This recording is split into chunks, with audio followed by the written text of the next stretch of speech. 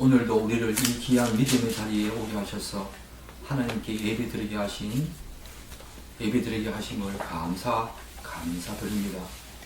오늘도 수많은 교회에서 예배드리는 곳곳마다 하나님의 이름과 영광과 명예가 높아지게 하시고 하나님의 임재하심이 그 자리에 가득하여서 하나님이 다스리시고 하나님이 기뻐하시는 귀한 예배로 나아가기를 축복합니다. 우리는 지난주에 계속해서 여호와의 종의 고난에 대해서 살폈습니다. 그분은 우리의 질고를 지고 곧 우리의 연약함과 우리의 질병과 그것으로 인한 죄짐을 그분이 홀로 다 지시고 우리가 마땅히 받아야 할 그 형벌과 저주와 심판과 재앙과 화를 다 지시고 하나님께 맞으며 고난을 당하셨다 하는 내용을 지난주에 살폈습니다. 바로 대속의 원리였지요. 우리 대신 그분이 그런 고난을 하나님께 당하시면서 우리에게 속죄의 은혜를 주셨다. 이 귀한 복음의 비밀을 우리가 살폈습니다. 오늘은 이사야 53장 5절과 6절 말씀으로 여호와의 종의 고난을 통한 축복이라는 제목으로 여러분에게 말씀을 전하겠습니다. 여호와의 종의 고난, 계속 이어지는 여호와의 종의 고난, 그 고난으로 말미암아 우리에게 있게 된 그 대속의 원리, 그 대속의 원리로 말미암아 우리에게 있게 된 축복이 무엇인지 오늘 말씀을 통해서 여러분과 함께 묵상하고자 합니다. 우리 5절 이사야 53장 5절 함께 읽겠습니다.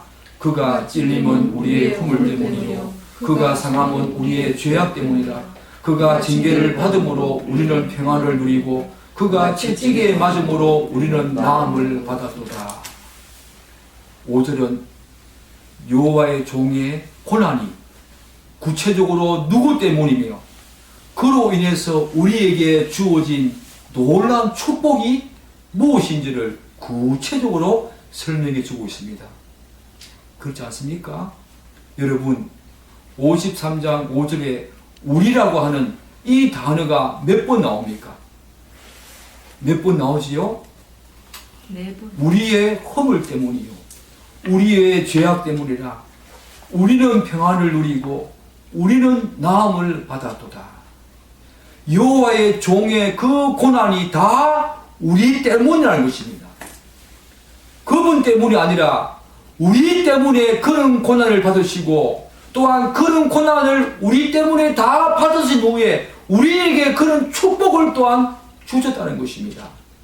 여기 보면 선지자는 이 시적인 운율과 대꾸를 통해서 여호와의 종의 고난과 이유를 설명하고 있습니다. 또한 한 걸음 더 나아가서 그로 인해서 우리에게 주어지는 축복이 얼마나 놀라운지를 우리에게 설명해 주고 있습니다. 시적인 운율과 대꾸 어떤 것입니까? 그가 찔림은 그가 상함은 우리의 허물 때문이요 우리의 죄악 때문이라. 딱 맞아 들어가지요. 그가 징계를 받음으로 그가 채찍에 맞음으로 우리는 평안을 누리고 우리는 나음을 받았도다. 이런 시적인 운율과 대꾸를 통해서 여호와의 종의 고난 그것을 설명하고 있고 그로 말미암아 우리에게 주어진 축복이 어떠한가를 오늘 선지자는 말하고 있습니다.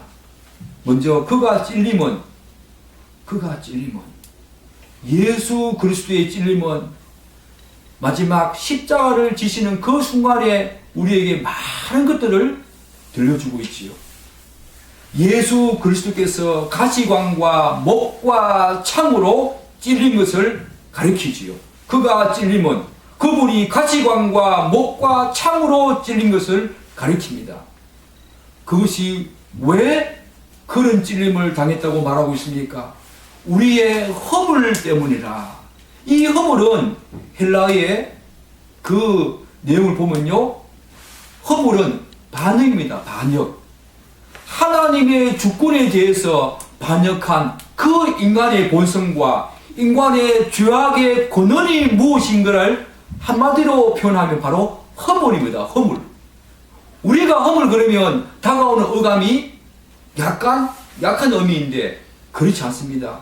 이 허물은 하나님의 주권에 대한 반역, 그런 인간의 본성과 인간의 죄악의 모든 근원이 무엇인가를 표현해주는 단적인 말이 바로 허물입니다. 허물. 창세기 3장 5절에 여러분이 잘 알다시피 이런 말씀이 나오지 않습니까? 너희가 그것을 먹는 날에는 너희 눈이 밝아져 하나님과 같이 되어 선악을 알 줄 하나님이 아심이니라 하면서 사단이 하와를 유혹하지요. 그때 유혹한 말을 보세요. 너희가 눈이 밝아져서 하나님과 같이 된다. 하나님의 주권이 나에게도 온다는 거예요. 그 하나님의 주권이 하나님만 가지고 계신 것이 아니라 나도 하나님처럼 눈이 밝아져서 하나님처럼 된다는 거예요. 사단이 그런 식으로 하와를 유혹합니다. 그게 바로 허물입니다. 하나님을 반역하게 하는 가장 큰 사단의 기울이 뭐였습니까? 하나님의 주권에 반역하는 거였습니다. 그게 바로 허물입니다. 허물. 하나님의 주권에 대해서 반역한 그 인간의 본성, 그리고 인간의 죄악의 가장 근원이 무엇인지를 가장 단적으로 표현해 주는 말이 바로 허물입니다. 허물. 그 허물 때문에 예수님께서 가시관을 스치고 목과 창으로 찔렸다. 이렇게 오늘 이사야 선지자는 말을 하고 있습니다. 이 허물이 얼마나 큰 우리에게 하나님을 위한 반역인지 우리는 잘 알아야 합니다. 우리의 허물이 얼마나 큰지, 그분이 우리의 허물 때문에 가시관과 못으로 창으로 찔렸다는 것입니다. 또 이사야 선지자는 뭐라고 말하고 있습니까? 그 고난을 어떻게 표현하고 있습니까? 그가 상함은, 여기서 상했다는 것은 보통 우리가 말하는 상함이 아니지요. 뼈가 부서지는, 뼈가 다 부스러지는 그런 처참한 그런 상황을 상함이라고 합니다. 근데 그 상함이 무엇 때문에 그랬다고 말했습니까? 우리의 죄악 때문이라. 이 죄악은 죄가 될 만한 모든 나쁜 것을 죄악이라고 합니다. 여러분, 우리가 생각하기에는 허물이, 죄악이 허물보다 앞에 나와야 된다고 그렇게 생각하는 수가 많이 있지요. 아무래도 죄악보다, 허물보다 죄악이 훨씬 더 클 거라고. 아닙니다, 여러분. 허물로 말미암아 나오는 것이 바로 죄악입니다. 아까 허물이 뭐라 말했습니까? 하나님의 주권에 대한 반역, 모든 죄악의 근원이 되는 것이 바로 허물이라고 말씀드렸습니다. 그 허물에서 죄악이 나오는 것이요. 그래서 에베소서 2장 1절은 뭐라 말합니까? 그는 허물과 죄로, 허물이 먼저 나옵니다. 허물과 죄로 죽었던 너희를 살리시도다. 여러분, 오늘 이사야는 우리에게 말하고 있습니다. 우리의 허물 때문에 하나님의 주권에 반역하고자 했던 인간의 그 타락한 본성, 그 모든 죄악에 근원되는 그 허물 때문에 그가 찔렸다. 그 허물로 말미암은 그 우리의 죄악 때문에 그가 뼈가 부스러지는 그런 고통을 당하셨다고 우리에게 말하고 있습니다. 사랑하는 여러분, 여러분들은 그가 찔리고 상함에 대한 이 십자가의 놀라운, 이 엄청난 하나님 아들의 그 고통을 아십니까? 한 번이라도 제대로 묵상해 보았습니까? 우리의 허물 때문에, 우리의 죄악 때문에 그가 찔리시고 그가 상했다는 사실을 여러분 한 번이라도 기도에 골방에서 제대로 묵상해 본 적이 있습니까? 여호와의 종이 나의 허물로 인한 찔림과 나의 죄악으로 인한 상함을 모두 지셨습니다. 그래서 하나님의 공의를 다 만족시켜서 내게 있어야 될 죄로 인한 모든 고통과 죄짐을 하나도 없게 하셨다는 것입니다. 그렇다면 선지자는 여호와의 종이 우리 대신 고난과 죄짐을 다 지시고 이런 죄짐을 다 지신 후에 우리에게 주신 위대한 축복이, 비밀스러운 축복이 무엇이라고 구체적으로 말하고 있습니까? 우리 5절 한 번 더 읽겠습니다. 그가 찔림은 우리의 허물 때문이요 그가 상함은 우리의 죄악 때문이라. 그가 징계를 받음으로 우리는 평안을 누리고 그가 채찍에 맞음으로 우리는 나음을 받았도다. 평안을 누리고 나음을 받았도다. 이렇게 말하고 있습니다. 먼저 그가 징계를 받음으로 우리는 평안을 누리게 되었다. 이렇게 말하고 있지요.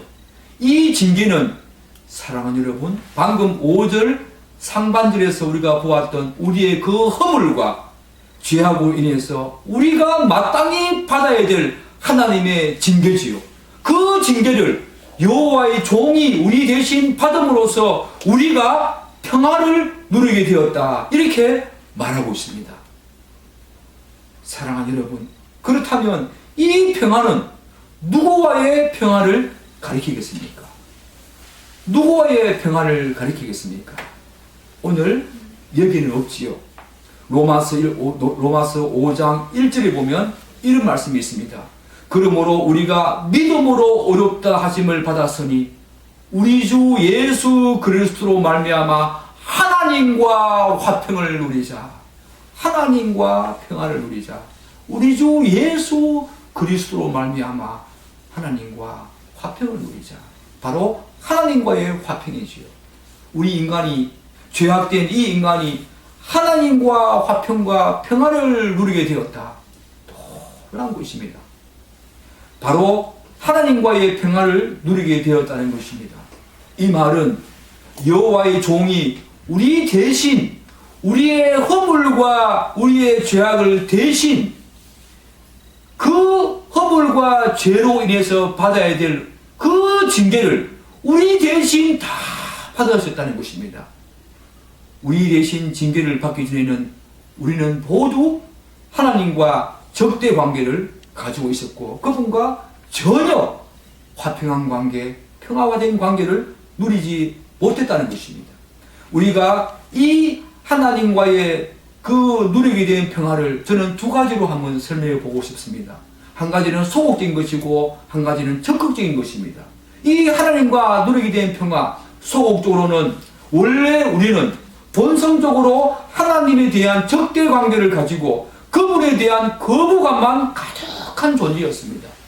하나님에 대한 이야기, 예수님에 대한 이야기만 하면 그분에 대한 거부감이 가득한 존재였다는 겁니다.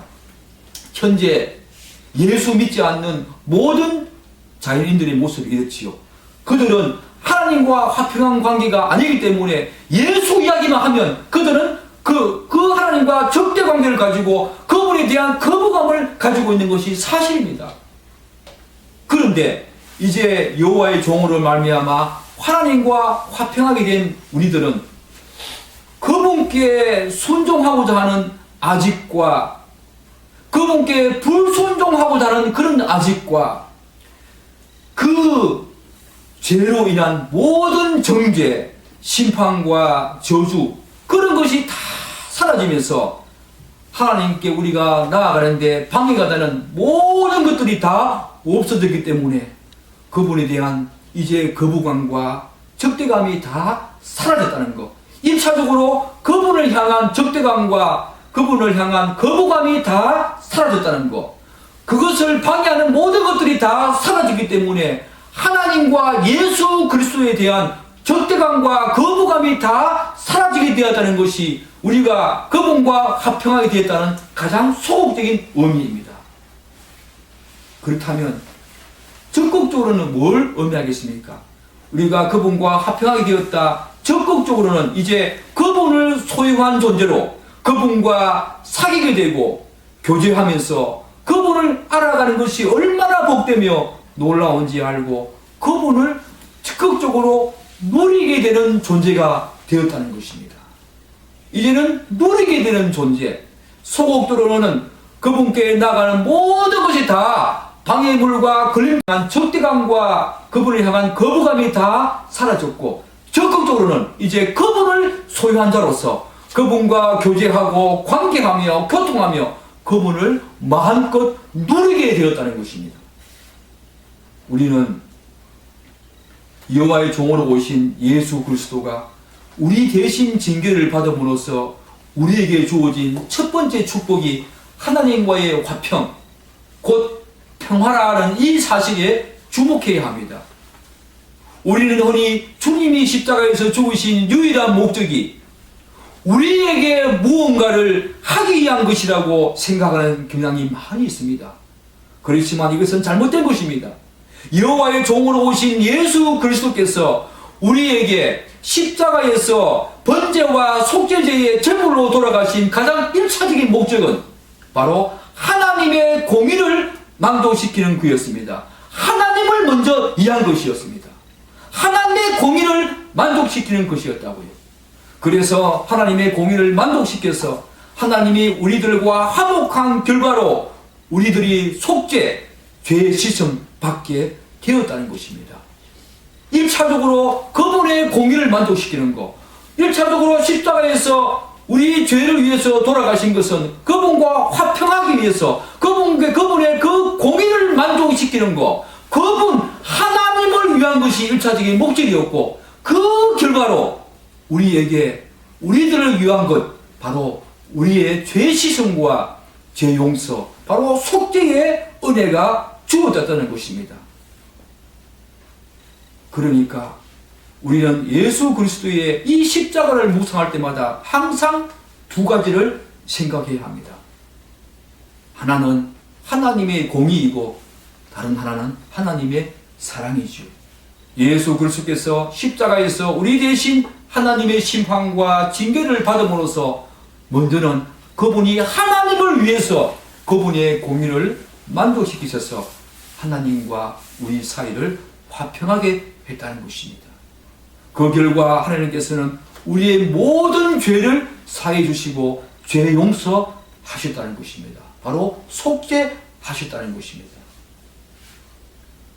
사랑하는 여러분, 따라서 예수 그리스도 말미암아 하나님과 인간이 평안을 누리게 되었다는 것, 이것은 정말 어마어마한 비밀이고 놀라운 복음입니다.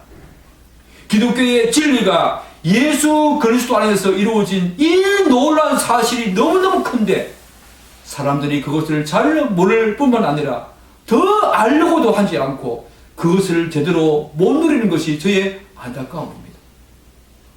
그분과 진정으로 평안을 누리고 소유한 자는 이제 평생도록 그분과 복음의 비밀을 더 알려고 노력할 것이고, 그분을 마음껏 누리려고 어떤 상황과 조건 속에서도, 어떤 처지 속에서도 그분을 누리려고 할 것입니다.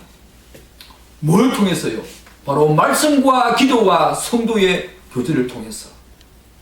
사랑하는 여러분, 신약 성경에서 이 예수 그리스도의 사귐과 교제와 교통, 이것을 너무너무나 풍성히 누린 그런 대표적인 인물을 우리가 꼽으라면 바울을 들 수 있겠습니다.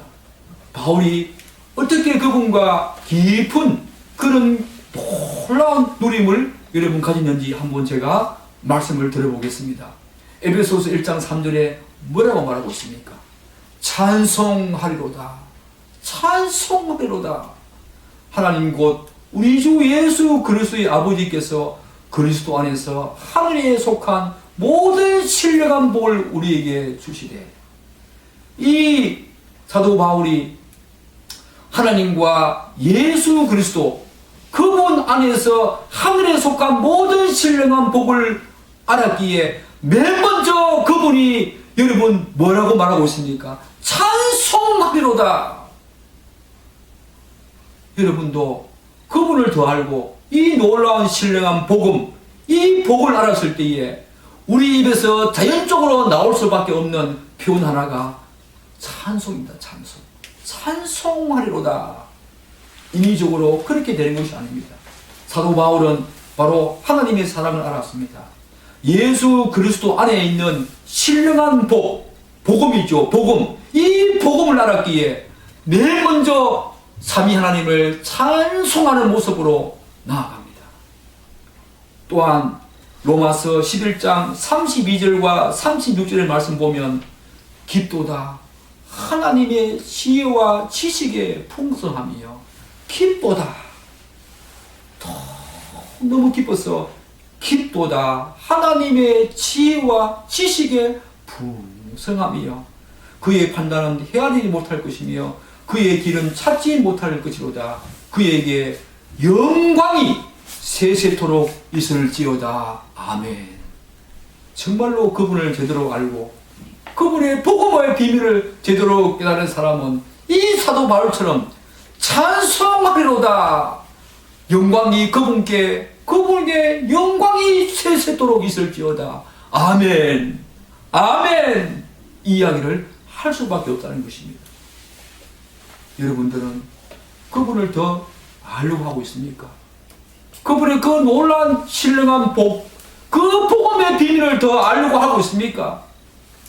그렇다면 여러분 삶 속에 어떤 상황과 어떤 처지와 어떤 조건 속에 있다 하더라도 여러분 입술에서 나올 수 있는 유일한 고백이 찬송하리로다 삼위 하나님 그분께 세세토록 영광이 있을지어다. 아멘. 아멘.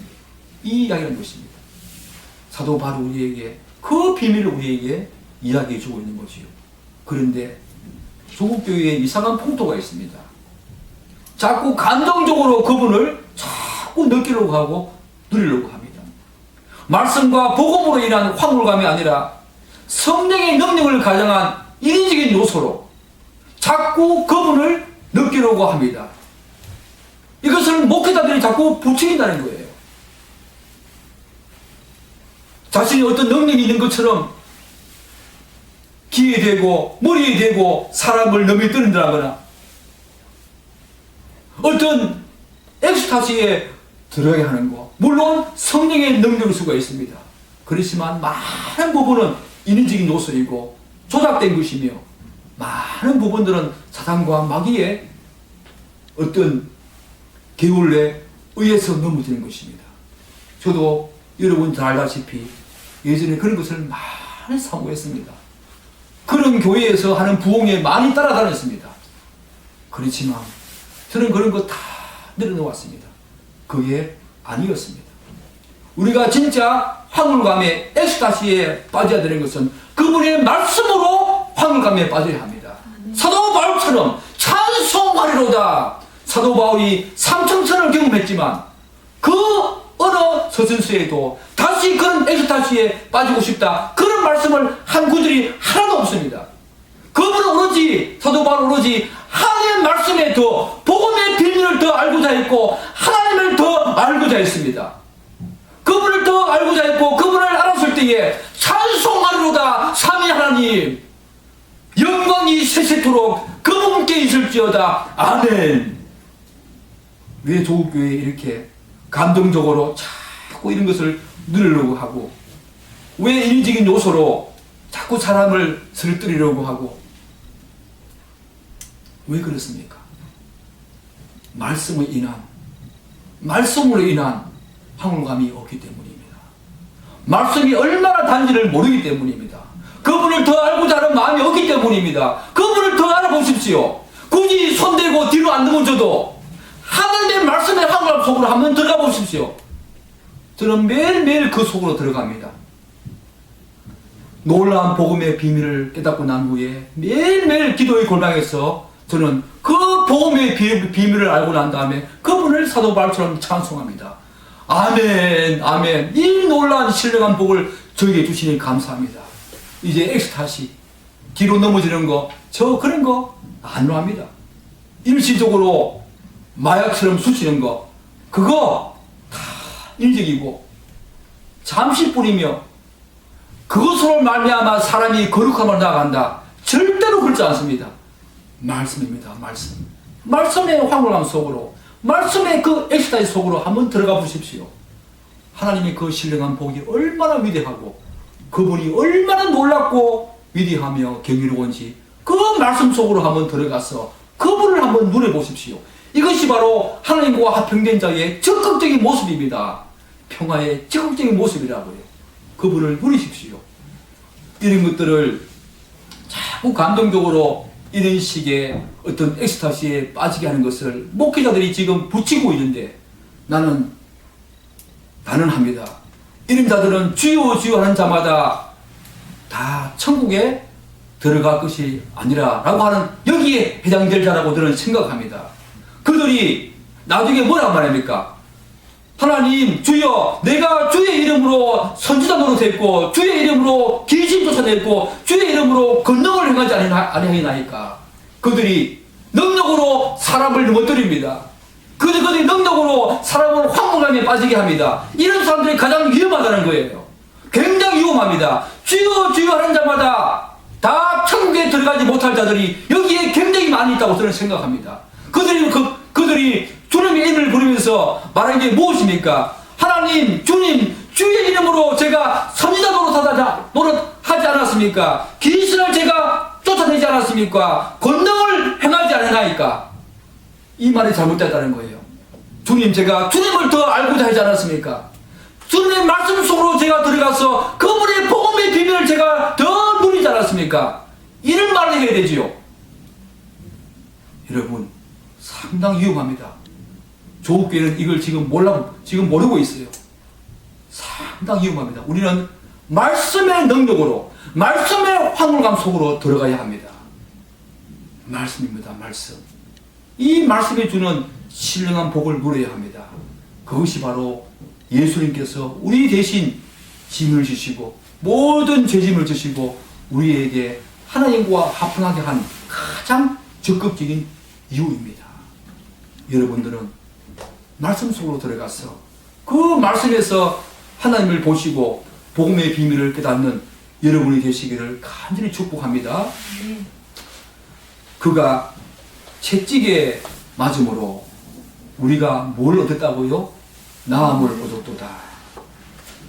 이 채찍에 맞음으로 나음을 받았도다. 이 말을 오순절 계통의 사람들은 이 부분을 육체적인 부분이 나음을 받게 되었다고 그렇게 이해합니다. 그래서 그들은 이 구절을 인용하면서 예배나 어떤 모임을 하는 중에 질병이 있는 사람은 자기가 아픈 부분에 손을 얹고 기도하라고 합니다. 여러분, 그렇다고 그렇게 손을 얹고 기도한 사람이 다 낫습니까? 그렇지 않습니다. 여기에 그가 채찍으로 맞음으로 우리는 나음을 받았다. 이 말은 그가 채찍에 맞았다는 것을 반드시 믿고 믿음으로 나아가는 자는 다 나음을 받았다. 그런 말입니다. 그런데 질병에 걸린 사람 손 얹고 기도하십시오 라고 했을 때에 다 낫습니까? 아닙니다. 그렇다면 이 부분은 오순절 계통의 사람들처럼 육체적인 부분이 고침받았다. 그런 말이 아니지요. 바로 영혼의 나음을 받고 회복되었다는 것입니다. 여러분, 말씀을 그런 식으로 오해해서 적용하면 절대로 안 됩니다. 그런 목회자의 부축임에 여러분 따라가면 안 됩니다. 여러분, 지금 조국교회가 그런 식으로 따라가고 있다고요. 본래 아담은 하나님의 형상과 모양, 곧 영적인 존재로 지음을 받았습니다. 그렇기 때문에 아담은 그분과 완전한 영적인 교제를 다 누리고 살았습니다. 하나님과 교통했습니다. 그러나 범죄한 이후에 아담은 영적인 죽음과 육체적인 죽음을 다 맞이하게 됩니다. 여러분, 창세기 2장 17절에 뭐라고 말하고 있습니까? 선악을 알게 하는 나무 열매는 먹지 말라. 내가 먹는 날에는 정령 죽으리라. 여러분, 여기서 정령 죽으리라 말은 영적인 죽음과 육적인 죽음을 다 의미하지요. 우리가 죽는다는 말은 영적인 죽음과 육적인 죽음을 다 의미한다는 것이죠. 그래서 에베소서 2장 1절에서 너희가 허물과 죄로 죽었던 이 말은 영적으로 죽었다는 것을 우리가 의미한다는 것을 알아야 되죠. 따라서 인류 대표인 이 아담의 범죄로 말미암아 원죄, 죄책과 죄의 오염, 그런 것들이 고스란히 우리 모든 인간에게 고스란히 찾아와서 우리들도 육적인 죽음과 영적인 죽음을 동일하게 경험합니다. 그러나 이러한 죽음은 여호와의 종으로 오신 예수 그리스도가 우리 대신 하나님으로부터 오늘 말씀 보면 채찍을 맞음으로 그런 고난을 맞음으로 말미암아 얻게 되었다는 것입니다. 모든 영혼이 나왔습니다. 그분이 채찍으로 맞았다는 것을, 그분의 그 고난이 나의 고난, 내가 받아야 될 심판임을 알고 그것을 믿게 되는 사람은 질병처럼 낫는 사람이 있고 그렇지 않은 사람이 있는 게 아니라 모든 영혼이 다 낫는다는 것입니다. 그래서 우리는 이제 여호와의 종으로 인해 우리의 모든 죄가 처리됨으로써 우리 영혼이 고침을 받아서 그분을 알게 되었습니다. 그리고 그분이 원하심이 무엇인지 알아듣고 보게 되었습니다. 또한 그분의 말씀에 반응하는 모습을 보이게 되었습니다. 얼마나 놀라운 사실입니까? 그러나 예수를 알지 못하는 자연인들은 여전히 영이 고침을 받지 못하기 때문에 아무리 하나님의 말씀을 전해주어도 도저히 깨닫지도 못하고 알지도 못하며 심지어 관심도 없습니다. 여러분 어떻습니까? 여러분들은 하나님의 귀한 말씀이 떨어졌을 때에 거기에 영적으로 반응하십니까? 그분의 말씀을 알아듣고 깨닫습니까? 그렇다면 여러분들은 영혼이 나은 것입니다. 여러분이 영혼이 고침받았고 회복되기 때문에 하나님의 말씀에 깨달음이 있고 그것을 알고 듣고자 하며 반응하는 것입니다. 그런 은혜가 있기를 축복합니다. 그렇다면 여호와의 종의 고난은 왜 이렇게 되었습니까?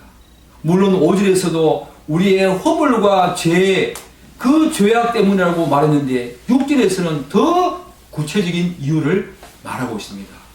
우리 6절 함께 읽겠습니다.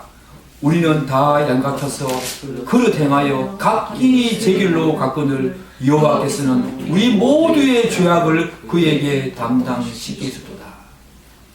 우리는 다 양같아서 그릇 행하여 각기 제 길로 갔거늘. 사랑하는 여러분, 여러분들은 이 구절에서 무엇을 발견하십니까? 다시 한번 묻습니다. 우리는 다 양같아서 그릇 행하여 각기 제 길로 갔거늘. 여러분들은 이 구절에서 무엇을 발견하십니까? 무엇을 발견하십니까? 바로 성령이 말하는 죄가 무엇인지 여기에 나타나지요. 바로 영적인 일탈입니다. 일탈. 다 양같아서. 여러분 왜 다 양같아서 라는 말을 할까요? 바로 목자가 없기 때문이지요. 목자가 없다는 말은 자신을 바른 길로 인도하고 보호해줄 주인이 없다는 말입니다. 다 양같아서 바른 길로 인도하고 보호해줄 주인이 없으니까 방황하게 되고 죄 가운데 있을 수밖에 없는, 결론적으로 최종적으로 그렇게 나아갈 수밖에 없는 거죠. 논리적으로 본다면. 즉 주인이 없음의 필연적인 결과는 죄 가운데 있게 된다는 것입니다. 다시 말씀드립니다. 주인이 없음의 필연적인 결과는 죄 가운데 인간은 있게 된다는 것입니다. 이것이 바로 성경의 원리입니다. 우리는 다 양같아서, 이게 바로 주인이 없음의 필연적인 결과로 어떻게 나아갑니까? 그릇 행하여 각기 제 길로 가는 이런 죄 가운데 있게 된다는 것입니다. 다 양같아서 이게 하나의 원인이 되어서 그릇 행하게 되고 각기 제 길로 가게 되는 이런 결과로 이어진다는 것입니다. 이게 바로 성경의 원리입니다. 여러분 이곳에서 성경의 이런 원리를 여러분 발견하십니까? 얼마나 놀라운지 모릅니다. 많이 묵상해 보세요. 이런 성경의 원리를 우리가 발견할 수 있다는 것입니다. 그런데 여기서 주목할 내용이 있습니다. 그릇 행하여 각기 제 길로 갔거늘. 여기에서 우리가 주목할 내용이 있는데, 우리가 그릇 행하는 것도 죄이지만 각기 제 길로 가는 것도 죄라는 것입니다. 여러분 지금 이 포스트 모던 시대에 여러분들에게 모든 문화와 교육과 정치와 경제가 여러분들에게 하는 말이 뭡니까? 여러분에게 한마디로 폭포수처럼 쏟아내는 말이 무엇입니까? 여러분이 주인이라는 것입니다. 여러분이 주체가 되어서 여러분의 삶을 살아가라고 포스트 모던 시대는 그렇게 우리를 부추깁니다. 그런데 각기 치길로 가는 것, 그게 바로 죄라는 것입니다. 포스트 모던 시대는 우리로 하여금 계속 죄라고 하는 길로 가라고 계속 부추깁니다. 그것이 성경이 말하는 죄입니다. 각기 제 길로 가는 것. 우리는 그것이 옳은 삶이고 그것이 주체적인 삶이고 그것이 바른 삶인 그렇게 생각하기 쉽지만 성경은 각기 제 길로 가는 것, 이것이 바로 죄라는 것입니다. 그릇 행하는 것도 죄이지만 각기 자기 길로 가는 것, 주인 없이 자기 길로 가는 것, 그것도 바로 심각한 죄라는 것입니다. 그 죄는, 이렇게 말하는 그 죄는 어떤 모습으로 나타납니까? 그 죄는 마땅히 그분을 고려하고 그분께 돌려야 될 감사와 영광이 전혀 고려되지가 않습니다. 오히려 전적으로 자신의 영광과 욕심과 욕처의 소욕에 따라 행하는 것뿐이지요. 여러분이 주인이 되어서, 여러분이 주체가 되어서 한번 살아보십시오. 각기 제 길로 가면서 그렇게 한번 살아보십시오. 모든 영광을 누구에게 돌립니까? 여러분 자신에게 돌립니다. 여러분 자신에게 감사를 돌립니다. 여러분 자신의 노력으로 그렇게 되었다고 여러분을 부추기시옵니다. 교만해지지요. 각기 제 길로 가게 된다는 것, 그것은 바로 하나님과 관계없는 그분께 돌려야 될 영광과 감사와 찬송을 여러분이 다 취하면서 그렇게 가게 되는 죄악된 길로 가게 된다는 것입니다. 바로 그것이 각기 제 길로 간다, 그런 뜻이지요. 왜요? 우리는 다 양 같아서 주인이 없으면 그렇게 된다는 겁니다. 오직 자기의 영광과 즐거움, 자기밖에 없는 것입니다. 하나님께서 제시하신 길이 아니라 각자가 가고자 하는 길을 가는 것은 다 죄악입니다. 그래서 하나님을 모르는 인간은 자기가 걷는 걸음만큼, 다시 말씀드립니다. 하나님을 모르는 인간은 자기가 걷는 걸음만큼, 시간을 쓴 만큼 살아가는 모든 것이 바로 죄입니다. 오래 사는 것이 중요한 게 아닙니다. 오래 살면서 자기가 걷는 걸음만큼, 자기가 사는 그 시간만큼 그는 각기 제 길로 가기 때문에 그만큼 죄를 짓는 것입니다. 죄만 사는 것입니다. 죄만 계속 짓는 것입니다. 이것이 바로 인간의 실존이고 인간의 실상입니다. 여러분, 우리는 다 양 같아서 라는 이 말씀이 여러분들에게 어떤 구절을, 신약 성경에서 어떤 구절을 생각나게 하십니까? 저는 누가복음 15장에 잃어버린 양의 비유가 생각납니다. 제가 한번 읽어드리겠습니다. 누가복음 15장 4절과 7절 말씀 이렇게 말하고 있지 않습니까? 너희 중에 어떤 사람이 양 100마리가 있는데 그 중에 하나를 잃으면 99마리를 덜에 두고 그 잃은 것을 찾아내기까지 찾아다니지 아니하겠느냐. 근데 주의 없이 길을 잃어버렸던 이 그 중에 하나, 잃어버린 양이 누구라고 예수님께서는 말하고 있는지 아십니까? 15장 7절 보면 이렇게 말하고 있습니다. 내가 너에게 이르노니 이와 같이 죄인 한 사람이 그 잃어버린 양을 죄인이라고 말하고 있습니다. 각기 제 길로 갔거늘. 그 잃어버린 양은 주인 없이 각기 제 길로 갔습니다. 그 주인 없이 각기 제 길로 간 그 자를 예수님께서는 누가복음 15장 7절에서 내가 너에게 이르노니 이와 같이 죄인 한 사람이 회개하면 그 사람을, 그 양을 죄인이라고 말하고 있습니다. 그게 바로 죄입니다. 죄. 여러분들은 지금 주인 대신 그분이 제시하신 그분의 목적과 뜻을 따라서 살고 계십니까? 아니면 각기 여러분의 길로 가고 계십니까? 여러분의 길로 가고 계신다면 그것은 죄악된 길입니다. 여러분이 100년 살면 100년 산 그만큼 죄악을 더 쌓는 길입니다. 오래 산다고 중요한 것이 아닙니다. 나를 지으시고 나를 창조하신 그분을 알고 사는 것이 참된 복입니다. 여러분들은 이런 참된 복을 누리시는 은혜가 있기를 축복합니다. 그런데 이런 조건과 실존에 처한 인간에게 어떤 일이 벌어졌습니까? 우리 다시 이사야 53장 6절 말씀을 다시 한번 읽겠습니다. 시작. 우리는 다 양 같아서 그릇 행하여 각기 제 길로 갔거늘 여호와께서는 우리 모두의 죄악을 그에게 담당시키시도다.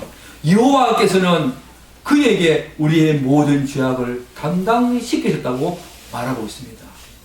여기에서 우리가 주목해야 될 부분은 바로 두 군데지요. 여호와께서는 그에게 담당시키시도다. 여호와께서는 어떤 사람들은 예수님의 그 고난과 십자가의 죽음을 단순히 비극 혹은 갑작스럽게 일어난 사건이라고 생각을 합니다. 즉 여호와의 종으로 오신 예수 그리스도의 죽음을 예상하지 못하고 당하신 것이라고 생각하는 경향이 있다는 것이요.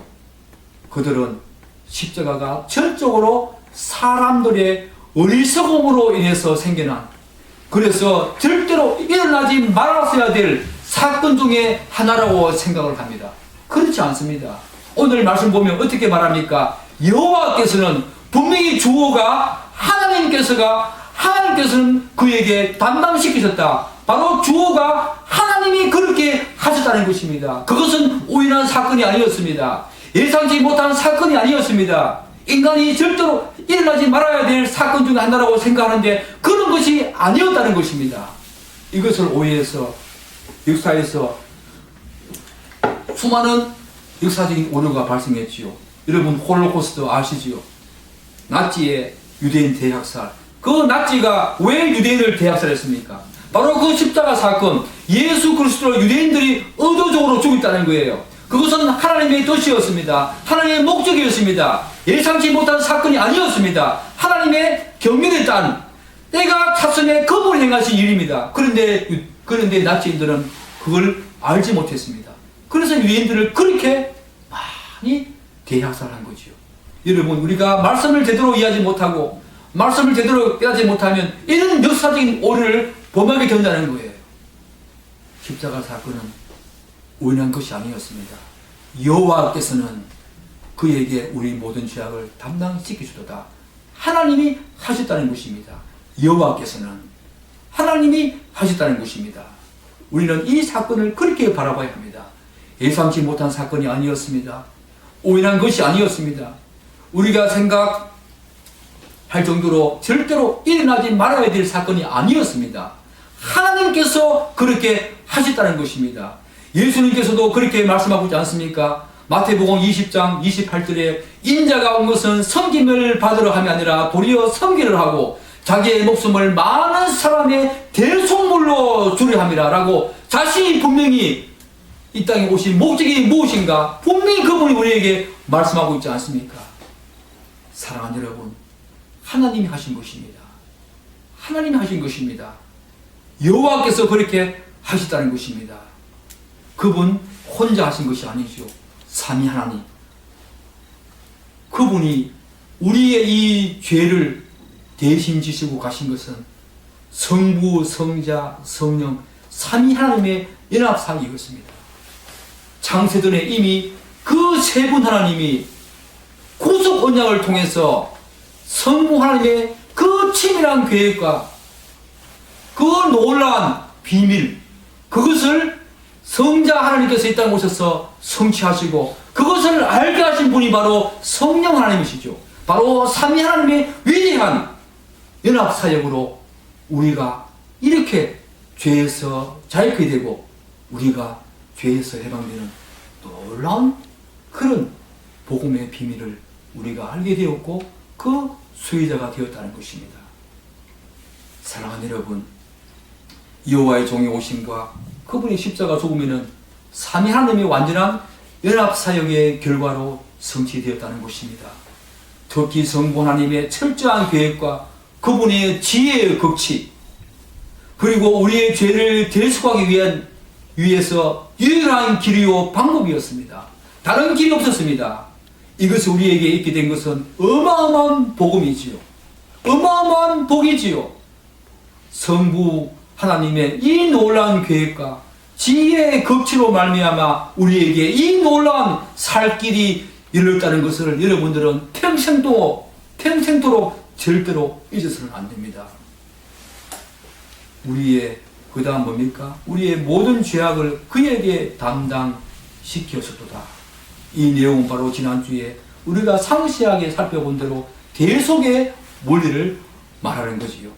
즉 하나님께서는 우리가 마땅히 받아야 될 죄에 대한 형벌과 그 심판을 여호와의 종으로 오신 예수 그리스도 그분께 다 전가시키십니다.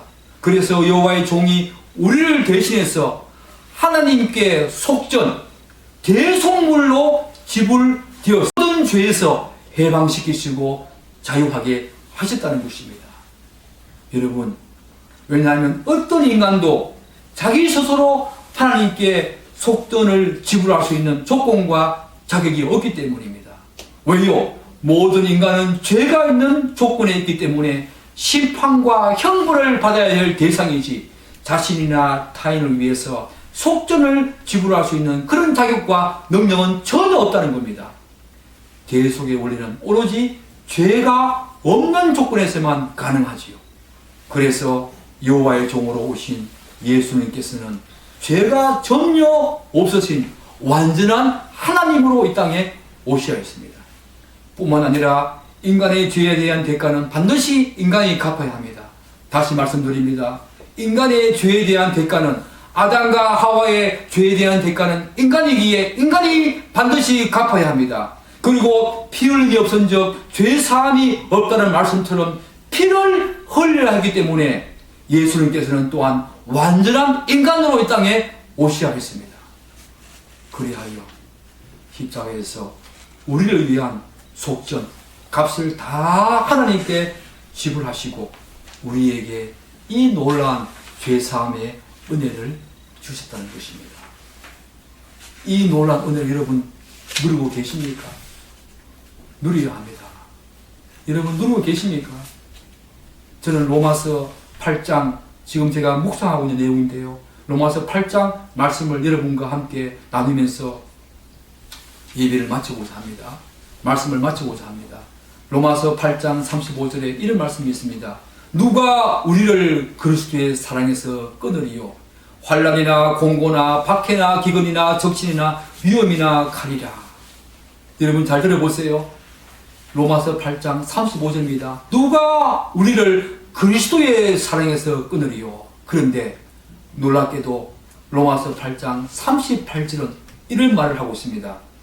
내가 확신하노니 사망이나 생명이나 천사들이나 권세자들이나 현재이나 장래이나 능력이나 높음이나 깊음이나 다른 어떤 피조물이라도 우리를 우리 주 예수 그리스도 안에 있는 하나님의 사랑에서 끊으리요. 여러분 8장 35절과 38절이 서로 다른 것이 뭔지 여러분 이해되십니까? 첫 번째 35절에서는 누구의 사랑에서 우리를 끊을 수 없다고 말하고 있습니까? 누가 우리를 그리스도의 사랑에서 끊으리요? 38절은 우리 주 예수 그리스도 안에 있는 하나님의 사랑에서 끊으리요. 여러분 놀랍지 않습니까? 우리는 예수 그리스도의 그 사랑에서 아무도 끊을 자가 없다는 것을 알아야 합니다. 뿐만 아니라 하나님의 그 사랑에서도 아무도 우리를 그분과 끊을 수 없다는 것을 알아야 합니다. 왜요? 하나님이 그렇게 하셨고 또한 예수님이 우리의 죄짐을 지시고 자기가 직접 증거자가 되어서 속전이 되어서 우리 죄를 위해서 돌아가시기 때문에 그 보증은 하나님의 사랑에서 끊을 수도 없고 예수 그리스도의 사랑에서 끊을 수 없다는 것입니다. 사랑하는 여러분, 이 코로나19 시대 때 여러분들은 이 예배를 통해서 여러분이 집콕하시면서 무엇을 하고 있습니까? 이분을 더 누리고 있습니까? 이분과 합병된 그 적극적인 누림과 교제와 책임을 여러분들은 갖고 있습니까? 말씀의 황홀감 속으로 들어가서 말씀이 주는 참된 자유와 평안함을 여러분 누리고 계십니까? 누려야 합니다. 우리는 적극적으로 누려야 합니다. 그것이 바로 신자입니다. 그것이 바로 조국교회에서 다시 회복되어야 될 복음의 능력입니다. 사람이 뒤통수에 대가 머리에 얹고 안수한다고 뒤에 넘어지고 그런 거 말고 그런 인위적이고 그런 사단의 어떤 조작 그런 거 말고 물론 성령의 능력이 있을 수 있습니다. 그렇지만 저는 사단의 능력이 그게 일말 가능했다고 저는 생각합니다. 그런 인위적인 거 말고 그런 사단의 능력이 말고 정말 하나님의 말씀의 능력, 사도 바울이 고백했던 찬송하리로다. 그분을 알고 그분의 복음을 비밀을 알고 난 다음에 그분을 찬송하고 세세토록 그분께 영광 돌린다라고 말했던 아멘이라고 말했던 그 사도 바울의 누림이 이 시대에 코로나19 시대 때 여러분에게 있기를 축복합니다. 말씀을 많이 묵상하시고 말씀 속으로 들어가서 말씀해 주는 확률감 충분히 누릴 수 있습니다. 저는 그것을 누리기 때문입니다. 신자는 말씀 속으로 들어가서 말씀의 확률감, 말씀이 주는 진정한 그 확률감을 느껴야 하고 누려야 하고 그분과 화평해야 합니다. 그런 은혜가 있기를 여러분 간절히 축복합니다. 기도하겠습니다.